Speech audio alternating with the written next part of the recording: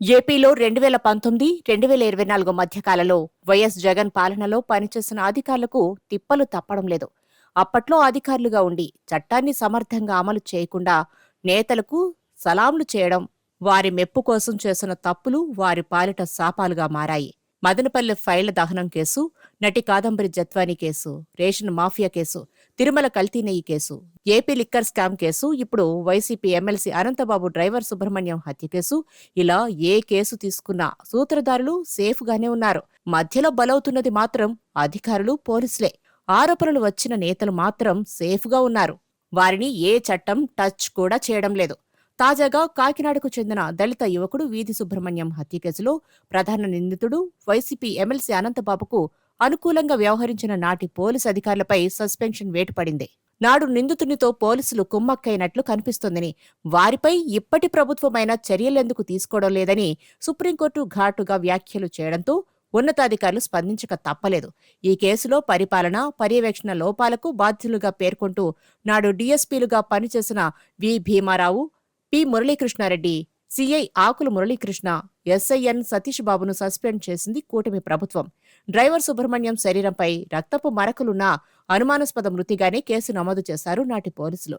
సుబ్రహ్మణ్యం మృతదేహంపై ఎర్రమట్టి, ఇసుక కనిపించిన మృతుడి కుటుంబ సభ్యులు సుబ్రహ్మణ్యాన్ని ఎవరో హత్య చేసి ఉంటారని ఫిర్యాదు చేసినా అప్పట్లో ఎస్ఐగా ఉన్న సతీష్ బాబు పట్టించుకోలేదు. అనుమానాస్పద మృతి కింద ఎఫ్ఐఆర్ నమోదు చేశారు. ప్రస్తుతం భీమవరం అదనపు ఎస్పీగా ఉన్న భీమారావుది అదే తీరు. నిందితుడిని వెంటనే అదుపులోకి తీసుకోకుండా సాక్ష్యాలను తారుమారు చేయడానికి, సాక్షులను అనంతబాబు బెదిరించడానికి అవకాశమిచ్చారు. 3 రోజుల తర్వాత మృతుని బంధువులు ఎస్పీ సంఘాల ఒత్తిళ్లతో అరెస్టు చూపించారు. అంతేగాని విధి నిర్వహణలో నిజాయితీ కనిపించలేదు. మరో పోలీస్ అధికారి సిఐ ఆకుల మురళీకృష్ణ నిందితునికి అనుకూలంగా సీసీ కెమెరాలో ఫుటేజీలు మాయం చేయడానికి సాయం చేశారనే ఆరోపణలున్నాయి. అనంతబాబు నివాస పరిసరాల్లో సేకరించిన చాలా ఫుటేజీలను తప్పించడంలో సీఐ ఆకుల మురళీకృష్ణ పాత్రపై ఆధారాలున్నాయి. నిందితుని భార్య లక్ష్మీదుర్గ ఉన్న ఫుటేజీలను పక్కన పెట్టించి ఈ కేసులో వేరొకరు లేరని రెడ్ విత్ 34 సెక్షన్ను తొలగించారు. సుబ్రహ్మణ్యం మృతదేహంపై ఎర్రటి మట్టి, ఇసుక కనిపించినా అప్పటి ఎస్పీ రవీంద్రనాథ్ బాబుకు పట్టలేదు.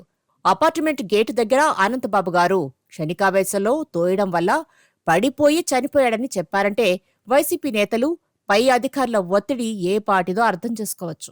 అనంతబాబుపై అప్పటికే రౌడీ షీట్ ఉండగా రిమాండ్ రిపోర్టుకు కోర్టుకు సమర్పించిన అరెస్టు సమాచారంలో అనంతబాబుకు నేర చరిత్ర లేదని చూపించారు. దీంతో పాటు అనంతబాబుపై మరో 17 కేసులున్నాయి. వీటిలో కొన్ని రుజువు కాలేదు, మరికొన్ని కొట్టేశారు. అయినా అనంతబాబు సచ్చీలుడు అన్నట్టుగా పోలీసులు వ్యవహరించారు.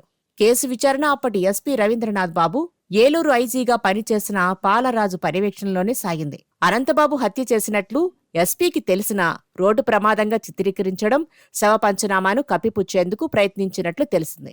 వైసీపీ హయాంలో జరిగిన మాజీ మంత్రి, ప్రస్తుత deputy speaker Raghurama custodial torture కేసులో పోలీసుల అదుపులో ఉన్న బీహార్ క్యాడర్ ఐపీఎస్ అధికారి సునీల్ నాయక్ది అదే తీరు. ఈ కేసు సమయంలో సిఐడి, డీఐజీగా పనిచేశారు సునీల్ నాయక్. గుంటూరు నగరపాలెం పోలీస్ స్టేషన్లో సునీల్ నాయక్పై కేసు నమోదైంది. సునీల్ నాయక్ను బీహార్లో అదుపులోకి తీసుకున్నారు ఏపీ పోలీసులు. వైసీపీ ప్రభుత్వంలో డిప్యుటేషన్పై సిఐడిలో పనిచేశారు సునీల్ నాయక్. రఘురామ కస్టోడియల్ టార్చర్ కేసులో సునీల్ పాత్రపై ఫిర్యాదుతో విచారణ జరుపుతున్నారు. విచారణ నిమిత్తం పలుమార్లు నోటీసులు ఇచ్చినా స్పందించలేదు సునీల్ నాయక్. కూటమి ప్రభుత్వం అధికారంలోకి వచ్చాక బీహార్ సర్వీస్కు వెళ్లిపోయారు సునీల్ నాయక్. సీనియర్ ఐపీఎస్ అధికారి, ఏపీసీఐడి విభాగం మాజీ అధిపతి పివి సునీల్ కుమార్ పై విధించిన సస్పెన్షన్ను రాష్ట్ర ప్రభుత్వం మరోమారు పొడిగించింది. ఆయనపై సస్పెన్షన్ ఎత్తేస్తే ఆయన నిందితుడిగా ఉన్న కేసులో విచారణలను ప్రభావితం చేసే అవకాశముందని, ఆధారాలు, సాక్ష్యాలు తారుమారు చేసే ప్రమాదముందని వెల్లడించింది. రఘురామకృష్ణరాజు నర్సాపురం ఎంపీగా ఉన్న సమయంలో ఆయన్ను సిఐడి కస్టడీకి తీసుకుని చిత్రహింసలకు గురిచేసి హత్యాయత్నానికి పాల్పడ్డారనే ఫిర్యాదుపై గుంటూరు నగరపాలెం పోలీస్ స్టేషన్లో నమోదైన కేసులో పివి సునీల్ కుమార్ ప్రధాన నిందితుడు. ఈ కేసులో ఆయన దర్యాప్తు అధికారి ఎదుట హాజరైనా వాస్తవాలేవి చెప్పలేదు. విచారణలో ప్రశ్నలన్నింటికీ సమాధానాలు దాటవేశారు. త్వరలో సునీల్ కుమార్ అరెస్టు కూడా ఉండబోతుందన్న వార్తలు ఐపీఎస్ వర్గాల్లో కలకలం రేపుతోంది. మాజీ సీఎం జగన్మోహన్ రెడ్డి పుణ్యమా అని ఐపీఎస్ అధికారులు వరుసగా జైలుకు వెళ్తున్నారు. ఇప్పటికే 2 సీనియర్ ఐపీఎస్ అధికారులు, అది కూడా డీజీ ర్యాంకు ఉన్న సీనియర్లు జైలులో చిప్పకూడు తిన్నారు. పదవులు, ప్రమోషన్ల కోసం తప్పు మీద తప్పులు చేసి వ్యవస్థలను దుర్వినియోగం చేసిన ఐపీఎస్ అధికారులు పిఎస్ఆర్ ఆంజనేయులు, సంజయ్ ఇప్పటికే అరెస్ట్ అయ్యారు. గత ప్రభుత్వంలో వైసీపీ పెద్దలను సంతృప్తపరచడానికి నానా అడ్డదారులు తొక్కిన పాపానికి ఐపీఎస్ అధికారులు చట్టం ముందు దోషులుగా నిల్చోవాల్సి వస్తోంది. చట్టాన్ని రక్షించాల్సిన బాధ్యతను విస్మరించిన ఐపీఎస్లు అవినీతిలోనూ సరికొత్త రికార్డులు సృష్టించారు. ఫలితంగా ఇప్పుడు జైలులో ఊచలు లెక్కించాల్సిన పరిస్థితిని తెచ్చుకుంటున్నారు. 3,500 కోట్ల మేర అవినీతి జరుగుతున్నట్లు ఆరోపణలు వస్తున్న ఈ కేసులో ఏటూగా ఉన్న వాసుదేవ్ రెడ్డి అరెస్టు చేయడం కీలకంగా మారింది. వైసీపీ హయాంలో నమోదైన వివిధ కేసుల్లో ఇంకెంతమంది పోలీసులు, అధికారులు జైలు పాలవుతారో చెప్పలేం. ప్రజా శ్రేయస్సును మరిచి తమ వ్యక్తిగత స్వార్థం కోసం రాజకీయ నేతలకు సలాంలు కొట్టే అనుభవం భవిష్యత్ తరాలకు మంచి గుణపాఠం అనడంలో అతిశయోక్తి లేదు.